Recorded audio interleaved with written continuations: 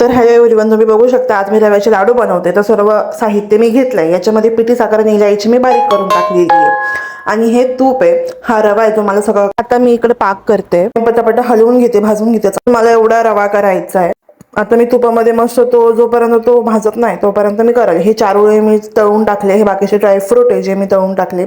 आता हे सर्व मिश्रण मी एकत्र करते. दुधाचा हात मारून मी सगळं मिश्रण एकत्र करते आणि मस्त आता याचे लाडू बांधते मी मस्त. तर मग तुम्ही बघू शकता मी पटापटा लाडू वळून घेते आणि अतिशय सुंदर लाडू येते. एकदम गोल गोल लाडू येत आहे आणि एकदम परफेक्ट आकार येतो, एकदम सुंदर तुम्ही बघू शकता.